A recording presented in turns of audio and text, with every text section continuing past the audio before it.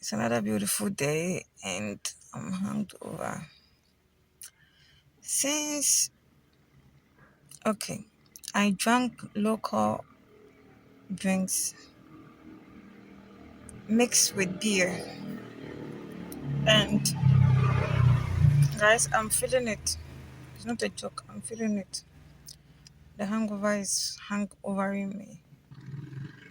Since the day that man beat me, I've been having diarrhea. Since that day, I've been having diarrhea. Right now, like last night, I had diarrhea. I just woke up and I saw what I did last night. It's crazy. Um, yeah. See, guys, I always have water. I always have extra water. But, but, ask me if I have water now and I need water. I need to shit and I can't move. I feel like throwing out. My head aches. I fucked up, guys. It's not easy. I've been crying. Like, I'm in so much pain. Like, you guys wouldn't understand. I'm in so much pain. Too much. Anyway, I'll try and go to Palace. Palace is a walking distance from here. I'll try. I just came back from Palace Mall. I bought this. I bought Lucozade. I drank the Lucozade a bit and I just vomited. I vomited. I bought yogurt. Guys, I'm going to sleep. Hi guys. How are we doing? It's been a minute. Thank you for liking my videos, for watching my videos, for sharing. I really appreciate it. I see you. It's been a while. I have been I have been in so much drama and so much confusion, so much pain these days. That's why I haven't, like said hi or like greeted you and tell you how much I cherish you guys because I really do. Thanks for watching. So today I'm gonna tell you about what happened the day I arrived here. That is the story I'm going to talk about when I arrived here. I'm not gonna talk about like the reasons why I came here because I've already stated all that in previous vlogs, so you can go check them out. But I'm starting from the day I arrived here. So the day I arrived here with homes. This is exactly where I parked, and I went straight to the embassy. So upon my arrivals, before you even enter the security room, which now they've extended it into two. They did renovations at the security room and then they've extended it into two sections. And even for you to enter also, they've extended it into two sections. So one here and then one on the side. So I think the first entry now is for visitors. Like you can park your car or you can stay there before you enter the embassy. That's what they've done there. And then the security zone too, I don't know. The first place is where the security sits, and then the second place, I don't know what goes in there. But yeah. So before they allow you in, they will question you the reason why you are here. Because guys, this is not the embassy for visitors. This is for citizens. And this is where I've been coming all throughout the years. So it's for citizens, not for any local, not for, they have like a center for that. They have a center where you go and then they process the visa for you. So when I heard the security asked why I was there, and then I told them that it's an emergency. My name is Graciela Kubela. So it's an emergency. I'm a citizen of Turkey, and I was told when things get rough or when an emergency comes, I should go directly to the embassy, and that is what I have done. So it's an emergency. And the security guy said, okay, he's gonna call.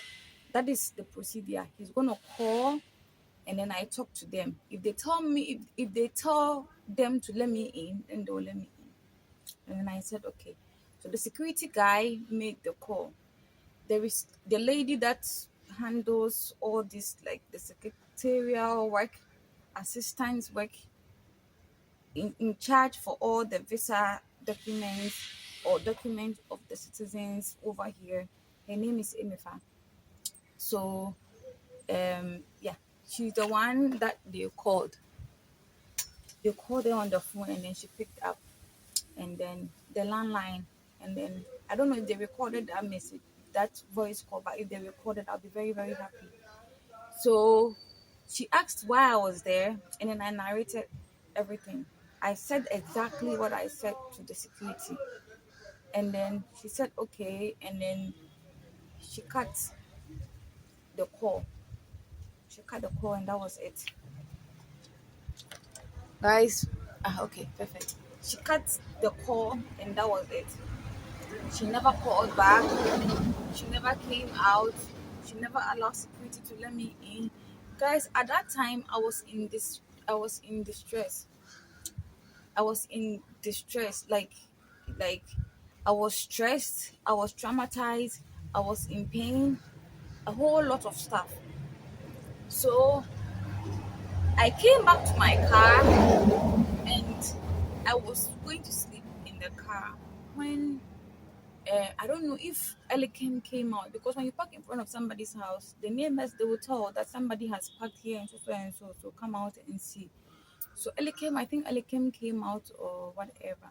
And before that time, Tad, Belinda's husband, and I don't know who that boy was. If the boy is Taz, relative, or because the boy is a mixed race, so I don't know who that boy was.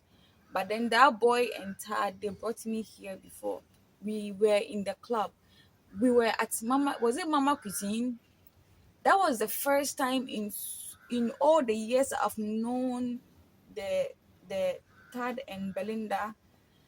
That was the first time that Tad and I personally were hanging out, at Mama Cuisine, because we've never hung out together, all of us as a family or as friends or nothing, never. That was the first time they brought me here, the movie house.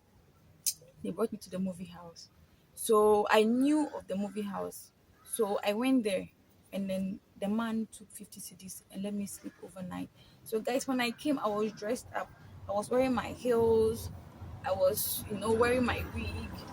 I was looking matured. Let me put it this way, because when I wear my wigs and dressed up, I look matured. But when I take the wig off and I'm myself like this, I look like a child or like a teenager. So the next morning, I took my bath, took the wig off, washed my hair, and cleaned up, came to the embassy. So when I came to the embassy, I told the security guy again about the same story, and they said, the guys, they didn't even ask of my passport, because I didn't even have the passport. So basically, the woman didn't show me respect, didn't give me respect, didn't come out, didn't let me in. Nothing of sort. Nothing of sort.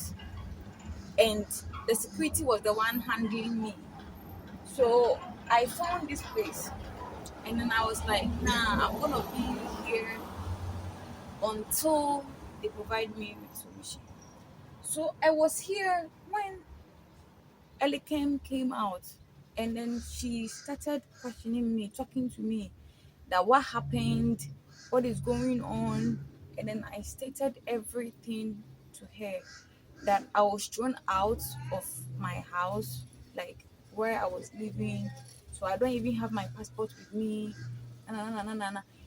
Before Elikem came out, yeah, the Turkish guys, one of them came So one of them came and told me to move my car to Palace Mall, that big car park that they have. So I parked over there because here wasn't like convenient for them. I listened and then I went and I parked over there. And then he even asked if I needed something, if I needed money to get me through, the day to eat and stuff like that. And at that time, I needed, what did I need? I needed a towel. I needed like a comforter, something to cover myself, like a towel or something. That's what I requested. And he said those type of stuff he cannot get me. But then so he went through the car and then he told me to bring my driving license, which I did. My driving license is the name of Grace Kubela. My Ghana passport, everything of me in Ghana is in the name of Grace Kubela. Guys, I told you I changed Elizabeth's name. Same way that's when the day I went to change Elizabeth's name in court, I could have also changed my name. But this is what I wanted. My Ghanaian stuff should be Grace Kubela. People call me Ella. My name is Graciela. People call me Ella. People call me Grace. I don't see anything wrong with that. But in Turkey, even my Turkish Airlines, the classic mount, it's in Graciela Kubela. So this is the name I mentioned. And once I mention Graciela Kubela, that name Graciela, it will signal to them that it's very, very important and it is an emergency. If I mention Ella, it doesn't signal. If I mention Grace, it doesn't signal. That's why I mentioned Graciela. So he took my card and it's like, but your name is Grace Kubela. And I'm like, it's Graciela Kubela, but in the Ghana system, it's Grace Kubela. So the day came and the day continued. And then this woman too came and then questioned me. So that guy from the inside had already questioned me, gotten his information and left. And then yeah, I came to sit here and life started here. So they never go back to me or never said anything at all. Nothing. They never said anything or go back to me. And then I started living here. And that's when I met that boy downstairs. He used to wake up very early, go to the market, and in the evening come. He sells clothes in Tudu. Is it Makala or Tudu? Tudu. Yeah, he sells clothes. So that's when he saw me, and then the shower thing happened. And these people were like, no, I should come and shower there. And then I started taking my bath over there. And then Elikem would bring me food. And then the police came with Michael and Elizabeth because I told you that that same guy who took my driving license took me to the cantonment police station. To me, I felt like it should have been an arrest for Emefa. That should have been the arrest for Emefa, but they took me instead. And then when they took me, I narrated the story that this is what is going on. I've hit rock bottoms, and that is home. My family is there, and that's the only place I can get help mentally and physically. And you know, so and then the guy left, and then I followed him, and then we came here, and that was the end. And life started here. So I was here when the police came with Michael and Elizabeth. At that time, I had narrated my story, how my passport, I didn't have my passport and everything. And then they brought the passport. So I was locked in the car. I didn't know what to expect. I locked myself in the car. So they were trying to bring me out. That's how I had parked. So I moved the car backwards, turned reverse, and then went straight to park in front of the embassy there. That's how I parked. And Elizabeth brought out the box. I told you guys that I have a box. I keep my foreign monies, my passport, and all my type of stuff inside. So Elizabeth brought those stuff out, and then um, I requested for it. She was holding it. I requested for it. She said she would not give it to me. And I kept saying, why? Give me my stuff. Give me my stuff. She said no. And that was when the fight started, where I torn her clothes and then she hit me. And then, yeah. And the police, they carried me to the police hospital that I was insane. And and that story ended. And then the doctor, they didn't check on me, they didn't say anything, they just let me sit down, and Elizabeth narrated her story of how people are calling her and saying I'm on the street and I've gone crazy and this and this and this. And we all sat listening, and after they said Elizabeth to take me to Pantine where she had rented, and then I went there with her. And then I came back again after the accident to come and then, you know, look for help again. And when I came, it was the same thing. It was the same thing. So I came to sit over here, and that was when social security service, children's and what welfare, child protection welfare came, social services, the police came, and that was when national security also came. So how I got in contact with, or how I was telling you that Intercon are following me, Intercon is following me, is because this is where they met me.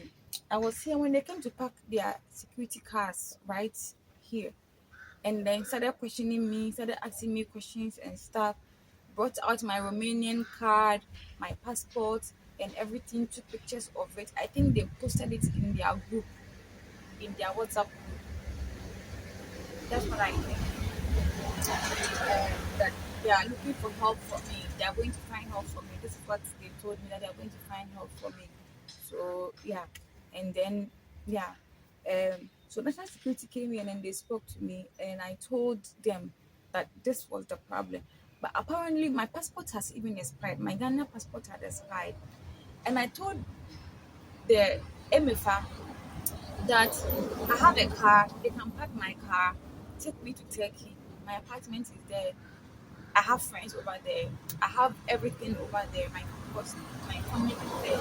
And if I'm lying, or if that's not the case, then they bring me back and then I'll work for them and pay for the cost. This is exactly what I told them. And I'll pay for the cost. I will work and pay for the cost. And they said no, no. I even told them that they can even ship me and my car, and then they will pay them for everything. And they said no. Emifa was the one who said no. And I brought out so many suggestions that they could help me with. Emifa said no. So when the national security guy came here, and then I narrated everything, then he said he would get me the passport, and I said okay. And that was when we started the passport process. And then I got the passport. I came, it was still the same thing, same drama. And then this time I gave myself, and I went to stay in Quebec room number 2. And in Quebec room number 2, I told you that this time Ali was willing to, the guy I did Laurie's perfume with, he was now willing to assist me in the process of traveling. So I did my bank statement and everything, and all they needed was um, my company. Guys, I haven't registered my company. I haven't registered it, so it's difficult, And with visa, you have to register your company, use your company business account, and all this type of stuff, which I didn't have. So I went to Ali, and then Ali gave me that process of a sales personnel, and now they are looking for my annual income, and I couldn't provide it from Ali's section because I'm the one paying Ali. I'm the one selling and bringing the money to Ali. So yeah, and then after finding all my documents, guys, and bringing it here, MFA told me that this place is not a center for taking visas, so I should take it to where they take the visas, the visa center. So I took it there to the visa center, and then the visa center too, they told me that I don't have all the credentials. I don't have all the credentials to get a visa, so they can't process me. And then that was when I stopped. I still have all those documents in my stationery. If the asset hasn't gotten to them, I think maybe I can still use some of them as a process to leave the country. If maybe I find my home and then I start working again, I can use that to leave the country. So yeah, this is what actually happened. And yeah, and then since then I kept coming, and that's when the people in there, yeah, I kept coming. So the day I went inside, spoke to like the ambassador, the big people, all the white Turkish people in there. The day I went in and then I spoke to them, that was the day they beat me in Ambofu, and I came with a big ball in front of my head and bruises, handcuffs, marks all over my hand and stuff like that. That was what happened. So basically, that is it. Yeah, life has been tough. Life has been tough. Life has been tough. When they came, I was narrating my story to them that they are my family, even if they are not my family. I've worked for Mr. Onda Solak. I've worked for him. So even if they are not my family, the work that I've done for him, I still have the rights and still can go to Turkey. And if it's not family, the business relationship, if we still have it, because I say if we still have it, because like the pain that I've been through and like everything, and the way I keep waiting. If I send you a message, so when I left here and then I went to Elizabeth's place, that's when he he replied my message that what happened. So I think he got to understand the case, and throughout the years he's also following with the investigation, which investigation doesn't solve my problems because I'm still in pain every single day. Waking up, my waist hurts, my stomach hurts, things are going wrong. So at least he should be sending me money or something, and you know, while checking whatever is happening. Maybe he just wants me out of this country for good. Because even if he sends me money, he thinks they will steal it from me or something. Guys, I don't know, but yeah, this is what happened to me over here. And that's it. When Social Security Service came and children and child welfare, I told them that at that time, how old was I? I was like 29, or I don't even remember. It's been years. I told them that I'm a business hardworking woman. And I'm telling you that I don't have a family here. My dad is not here. My dad is in Turkey. My family is in Turkey, and you are here to tell me that you're taking me to child protection services. Child protection services. Do I look like I'm a child to you? Guys, I disciplined the government. All those that came here, I disciplined them. I taught them sense because I realized that the system is rigged. All these people work in connection. I know somewhere there, so they put you there. You didn't go to school, but they fucked you, then they put you there. You went to school, but because you are dumb, they fuck you, then they put you there. The men, as for Ghana is ruled by men. Everything is men. So for the men, look at the security service, for instance. You come and sit there all day. Once in a while, then you open door. Once in a while, then you open door. Then you leave. At the end of the month, how much are they paying you? Raising lazy people, raising lazy people. I told them that if they had sense, they will follow me and what I am saying because I'm the one in need. I'm the one in trouble. It's my life, and I'm telling you. That means you people, you have your own story and you have your own investigation. Because how is it that a 29 or 30-year-old girl will come and be here who is running the business, and child protection services will come here for what? For what? National security will come here. What are you going to use my passport for? When I leave you will follow. Anyway, the national security, they ended up giving me a passport, which right now is in the hotel I was sleeping in. a guest house I was sleeping in because they took it and threw me out because of I wasn't paying. So yeah, yeah, basically that's it over here. And guys, I'm living here. If anything comes up, I will tell you. But so far, I think it's a wrap for whatever happened to me here. That's it. I'm going to be living here normal, like it's my home for the meantime until whatever happens. They finish with their decisions and decide if they want to throw me out of here, if they want to beat me, if they want to arrest me, whatever they decide. My life is in their hands. It's in their hands, especially Emifa.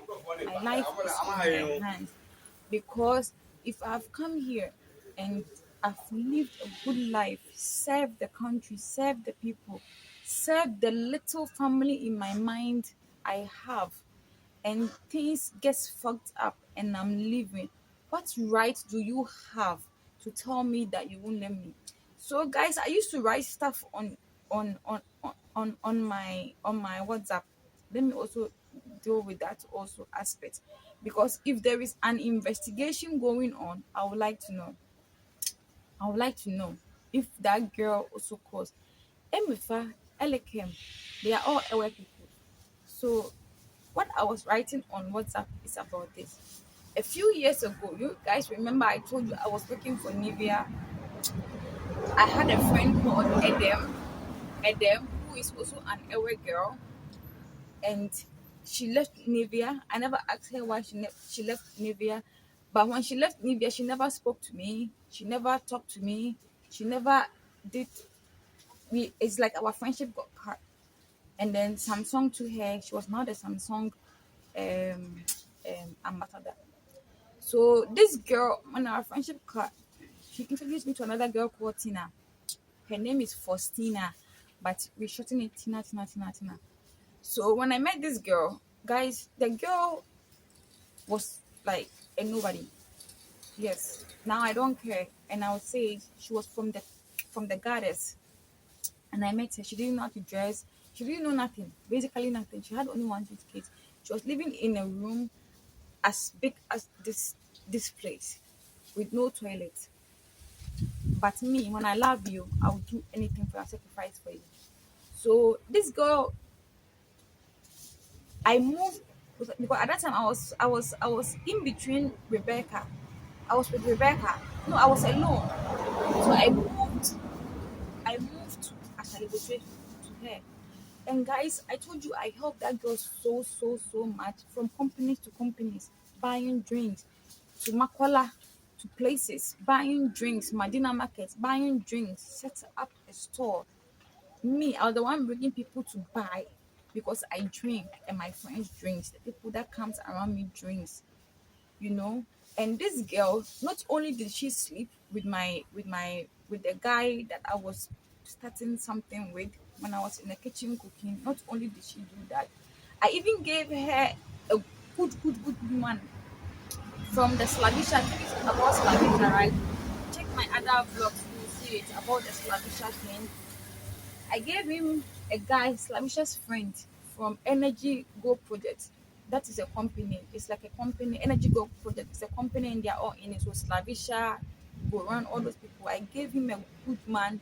He fucked that guy, left that guy, came to fuck what I had, got pregnant, aborted it, contacted somebody I know. So the whole thing is, I realized that they set me up, guys. They set me up like to destroy me. These girls. So what happened was, I told you guys that she never opened any alcohol that let's drink. So on this particular day, I went to visit her. So now she had a chamber and a hall of content. Chamber and hall of content is 2 rooms and then a kitchen and a toilet. So the 2 rooms, one is like your living area with your TV, you sit with your friends and watch, and then the bedroom. So we, one of the most popular movie movie producer, movie producer, and an actor as well. He is also an Ewe guy. very tall. I don't know the guy. I never met the guy. The first time I met the guy was that day. So we were in the living room. So the living room is here, and then there is a door that enters into the bedroom, and then the toilet is here. So we were here, and then the TV is on this side. So we were here drinking. We were drinking. We were drinking wine. We drank wine. Guys, I was drunk. We drank wine. We sat. We were laughing and chatting. And I don't know what happened. By the time I realized, they were fucking. They were fucking in the bedroom. So me, I kept, because I was gone. I kept being on the couch. And I don't even, that story, guys, it's so complicated. I don't even know what happened. They brought the sex. So this is the bedroom, the living room. They brought the sex. They fucked in front of me. I don't know what happened. The girl grabbed me, and then all I remember was that like we were having sex, but then the girl wasn't having sex with him. He said he had come. So the plan was to get me. What's up? Why they do video? Yeah. I'm a content creator. That's the ambassador driver. So yeah. So yeah, and that the good thing is, in that guy would have impregnated me. That was their plan, to set me up. And then my phone rang.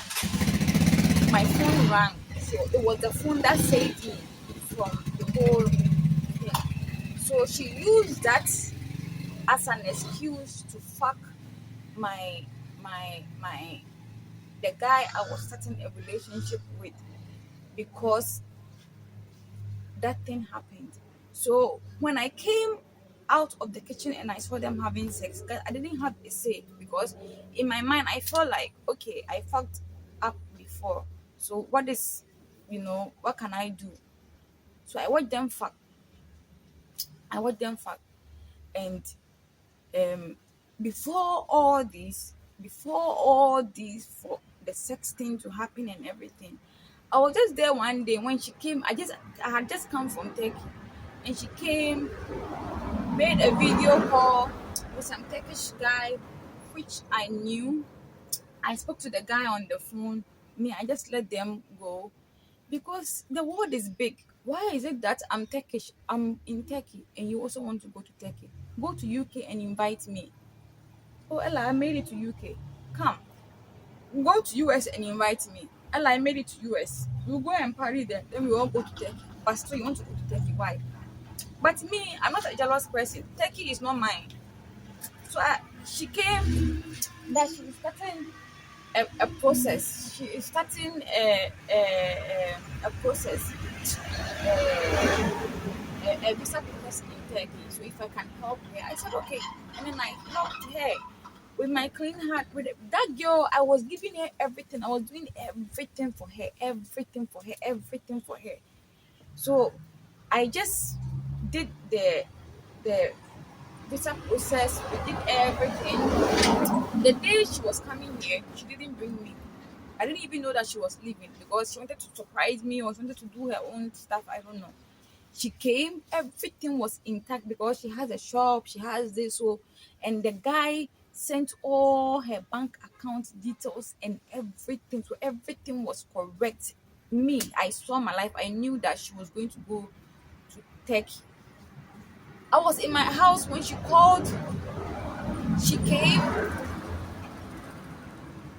and lay on my floor. Usually she never does that. She comes, sits on the couch or something.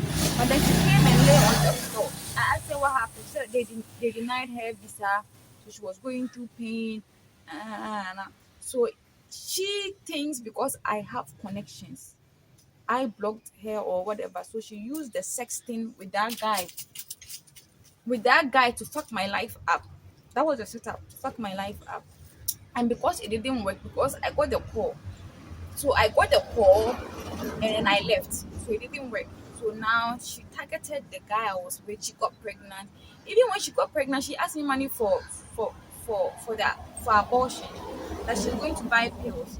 At that moment, I didn't have the money. I told her, but when I got the money and I was going to give it to her, she said that she had already done the abortion.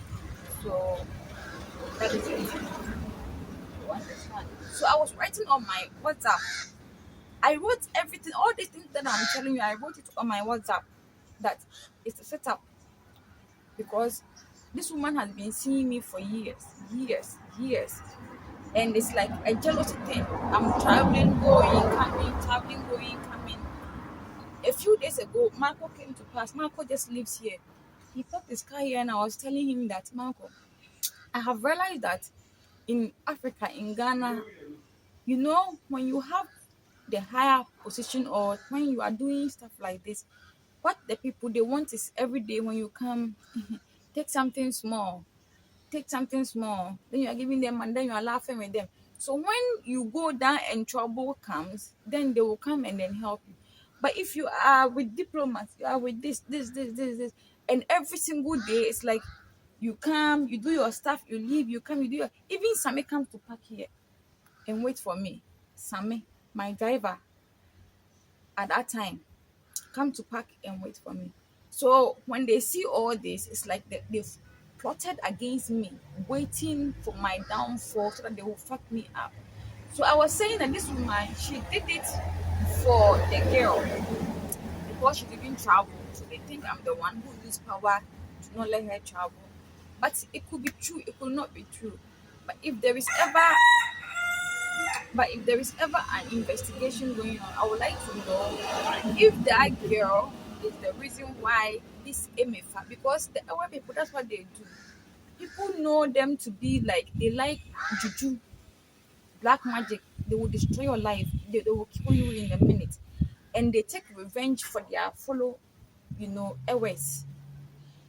In the company, an Ewe person will kill their colleague and go and bring another Ewe to put in their colleague's position. That is how the Ewes they are. That is how the Ewes they are. So when I saw that, I was like, maybe she is the reason.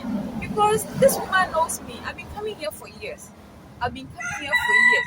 You didn't even give me the respect to come outside to come and see me, to bring me inside.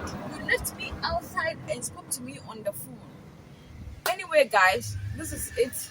Whatever the case is, I'm ending everything here. But the camera is still rolling. Thank you for watching. I love you guys as always. Have a lovely day. Have a lovely time wherever you are. Life still goes on. Once there is life, there is everything. Kiss you guys. I love you.